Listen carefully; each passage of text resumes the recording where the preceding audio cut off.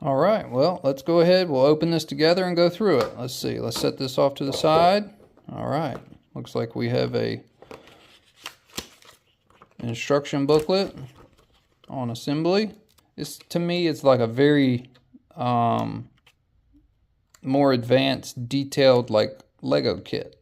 So if you got kids, teenagers, anybody, really anybody of all ages who is a gearhead or somebody who loves engines or just somebody who wants to learn in general, I think a kit like this would be very beneficial to anybody. All right, we'll take that, set that off to the side. Wow, look at these parts. Gorgeous. That is beautiful. Okay, let's take this out. We'll set that there. All right, we've got camshafts. Now, this is a V8. That is a dual overhead cam V8. Now, that is actually, in my opinion, a very rare makeup. You typically don't find dual overhead cams on V8s. They always have single cams and they're internal. I've built engines in the past, real engines, and typically dual overhead cam is something that you find on like, a Honda 4-cylinder or just a 4-cylinder in general. There's your crankshaft. That is neat. Now, this is not a running model. This is a teaching model for like educational purposes. I want to say this, and this is based on my opinion, but I graduated high school in 2006. Sometime around 2008, they took auto mechanics out of school, which auto mechanics was my absolute favorite class. Now, they're slowly getting back to bringing things like auto mechanics and building trades and things like that nature back into the public school system, which I wish they would have never taken it out. But if a school had things like this that you could sit down and assemble, maybe 3 or 4 or 5 students at a desk in an auto mechanics class, if they had a kit like this, imagine how much more knowledgeable those kids would be when it comes to the internal workings of an engine. I mean, it's just fascinating to me. Cylinder heads. This is so cool. I'm so excited to delve into it. But, I just wish schools were a little bit more on top of it. And if somebody watching this works at a school or somebody who does, share this video with them. Do you run the auto mechanics section in the school? If you do, maybe, try to get funds to where you can buy a dozen of these models for the kids in your school. Let one class assemble it, let another class disassemble it, or just, let them assemble it and disassemble it, and then put it right back the way you see here, and then move on for the next year people. Because, education is education, learning is learning. It doesn't matter what it is, just try to better yourself. And me, I had to buy a cheap $500 car to teach myself about engine mechanics because that was how I learned. No one was going to teach me. I had to do it myself. They didn't have kits like this available when I was growing up. And now to be able to sit here and produce a video for you, the viewer, on reviewing a product that is a miniaturized V8 engine, this is awesome. It's like a dream come true for me, But enough of me talking about the wishes and the wants that I would wish for the world. Let's get into the assembly of this V8. All right. Looks to me like first things first, we're going to do our crankshaft. We're going to do our block. We need all of our caps for the main bearings. For your main journals. Need all of our connecting rod bolts. Or our connecting rods, sorry. Very cool. They even have dished pistons. That is really neat. Ready for boost. Ready for boost. Now, they give you these parts bins here. Everything is labeled. So we've got our C-clips in here. We've got O-rings and springs and nuts and gears. Everything is labeled on the outside of the box. Very, very well done. And then they give you 5 bags of different hardware. Each hardware is labeled, so in the instructions it'll tell you what goes where. Let's start the assembly process of putting our rods and pistons and everything together. Now the instructions call for a little bit of oil on any of the moving parts. I'm going to be a little extra and I'm going to use some grease. So I've got this little grease pumper here, and you can do this with oil like the directions say, or you could take a small little acid brush and get you a dab of grease and do it. But we're just going to put a little bit of grease right on the area where we know it's going to make contact. So we're going to put it here on all of the journals. Goes this way. Okay. Oh yeah, that's very smooth. Very nice. And just for good measure, we'll go ahead and use a little bit of oil. That way we can say we did what the directions said.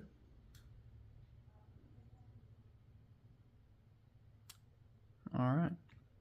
Now we get to install our caps. Now that we have our connecting rods taken out, our caps taken out, and our screws taken out, we're going to repeat the same thing we did for the crank, and we're going to go ahead and add a little bit of lube to our crankshaft, or our connecting rod journals. So we've got a little bit there and a little bit over here. My grease is making a mess. I'm going to put a little bit on these as well. Okay, let's go ahead and start the process of getting all of our pistons and pins together. So you have a piston, then you have a pin. The pin's going to go through the piston. This is what holds on the connecting rod. This is what keeps this all together. It's amazing the amount of force that these pins are under. Think about a piston in a car, right? This thing travels up and down roughly 100 times every second. And the pin is what's holding it all together. Once you actually understand the workings of the inside of an engine, it is absolutely amazing that they hold together. So we've got our piston connected to our connecting rod via this pin. We're going to do a little dab of oil on it, slide that in. It's going to do a C-clip on this side, a C-clip on this side, and we just got to do 7 more of these. Now that we have all of our pistons and rods and everything assembled, we're good to go. Now comes the time to start dropping them in their cylinder sleeves. The rotating assembly is now complete. All pistons, connecting rods, caps, bolts, everything in. Everything greased and oiled and lubed. All works and spins very smooth. Next step is going to be cylinder heads. First step on the cylinder heads is to install the spark plugs. So we've already done one head, and after we install the plugs, then we move on to the valves. We need 43, 64, 81, and 62, and we have them here. We've got our valves, we've got our springs, we've got our seats, and our caps. Now that we have our head, let's go ahead and assemble some valves. So what we're going to do first is we're going to drop a little bit of oil on each one of the valve stems. Since this is going to be a moving part, it does require a little bit of oil. Now understand that this is considered a cutaway see-through engine. So this is a port. This is going to be either your exhaust or your intake port. In this model, you're actually able to see everything. So let's go ahead and do 2. We'll flip this over. We're going to grab our base here. This would be kind of like a valve guide or a valve seat or like a valve seal. Okay, now we're going to grab our springs. This is our valve spring. That goes on like so. Then we're going to come and grab our valve cap.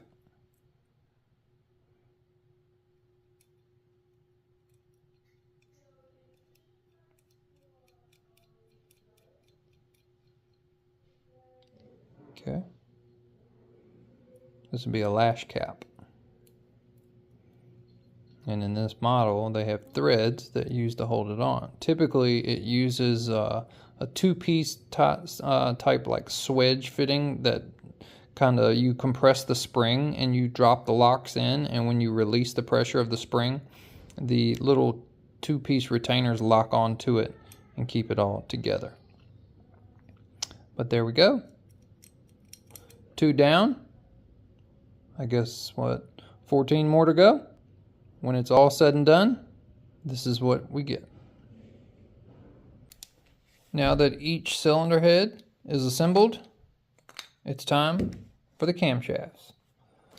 So because this is also a rotating part of the assembly, we're going to go ahead and put a little bit of grease on each one of the spots where the cam is going to ride. All right, let's go ahead and drop this one on. All right, and then we're going to drop this one on. Do the same over here. Boom. Bam. For the cylinder head, right here it says 65 and 63 in the instructions. So these are your camshaft caps or retainers, and these are the screws that go on. Before we install the remainder of the caps and the bolts, let's go ahead, do our due diligence. We'll put a little bit of oil on each one of the frictional surfaces.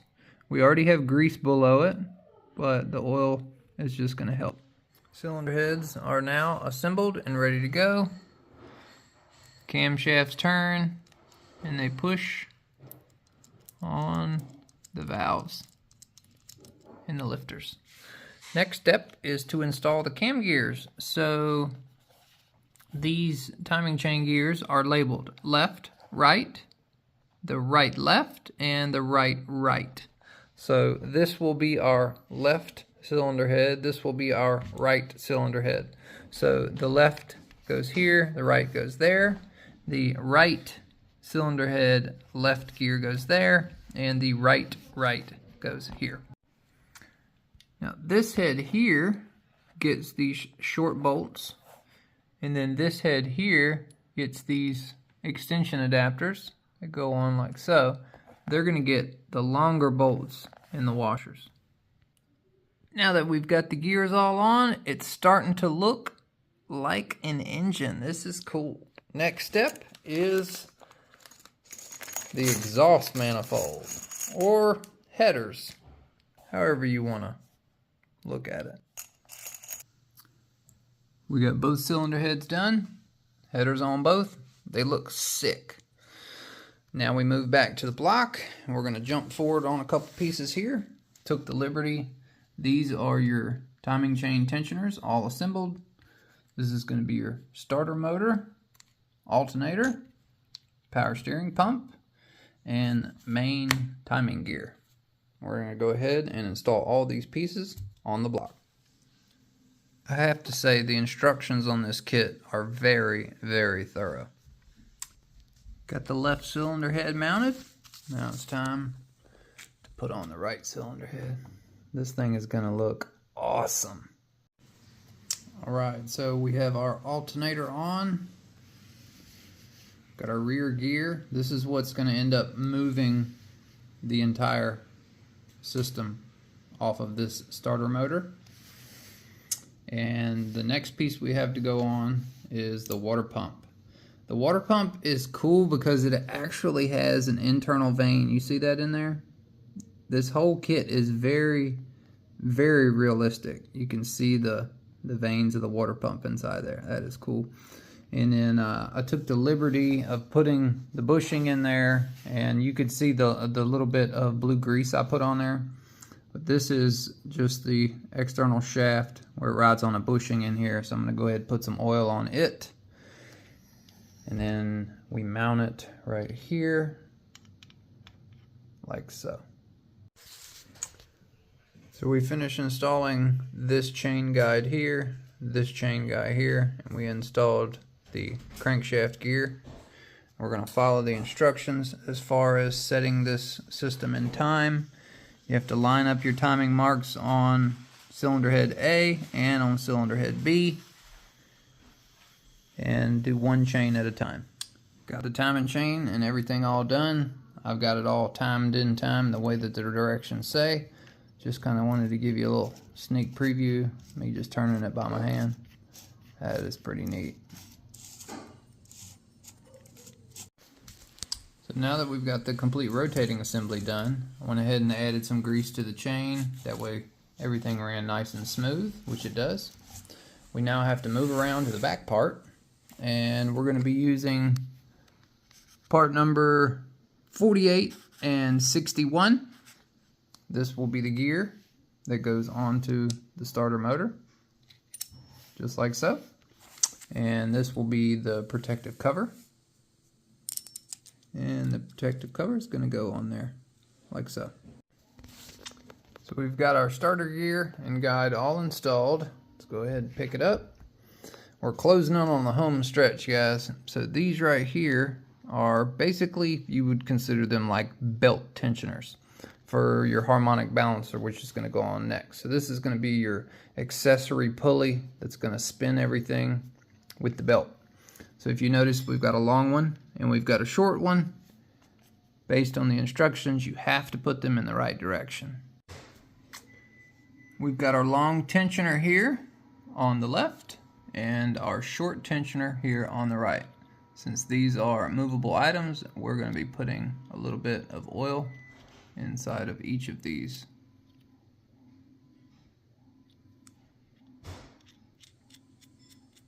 Nice and smooth. Alright, the accessory belt assembly is complete. Looks good. Now we move on to the intake manifold. This is your circuit board assembly. You have to put it all together. It's very, very difficult to get it all in there and make sure that you don't have anything shorting out on itself. But even though they have this labeled as on and off, they've updated the switch to a three-way switch. So off is in the center, on can be this way or this way.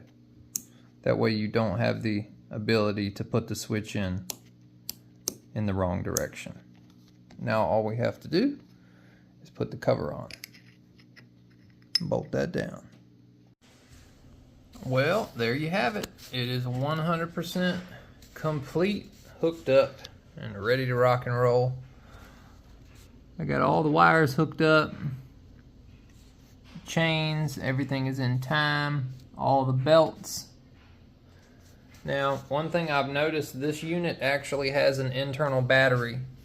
That's what this box is right here. Now, you can run it off of this cord here, which is just your typical USB plug. So if we turn it this way, it turns on. If we turn it this way, it also turns on. Now, if we unplug this, okay, and we go this way, look, it doesn't turn on. Why? Because we're no longer running on the power feed. But if we flip it this way, it runs on the battery.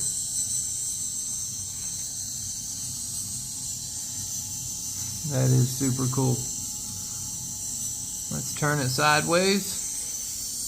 Take a peek at the running gear inside. That is sick. Let's look at the valves and the buckets and the lifters.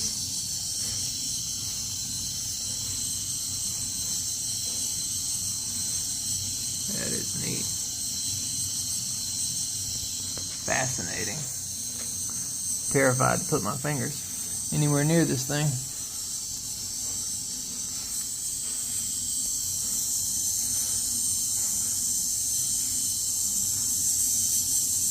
That is so cool. I love this thing. There's a big back gear. That is super sick. Kind of curious how long it'll run on that battery. Here. So these right here are little tensioner, so you can sit here and tighten this and it'll move this pulley up and down. The same for this side. This is a little tensioner screw, so you can loosen it and it'll slide down, or you can tighten it and it'll slide up. Very cool, man. What a fun project. Took me about 4 hours start to finish, but I was filming, so if you wanted to do this, I would say it'd probably take you a little over 3, but very, very good looking model when it's all said and done. The image on screen does not do it justice compared to in person. It looks gorgeous. They did a really, really good job on this. Alright, well, that marks the end of this project. I want to thank Stirlingkit for sending me this to review. If anybody's interested in this, there will be a link in the description below, and depending on when you're watching this, there may actually be a coupon code available. So, thank y'all for watching. Hopefully you enjoyed it. Very good project to do. I wouldn't say there's really an age limit on this. If a kid can assemble Legos, you can assemble this, or the Kinetics kit, whatever. This is just a little bit more metal, a little bit more engineering, teaches you a little bit about the inner workings of an engine.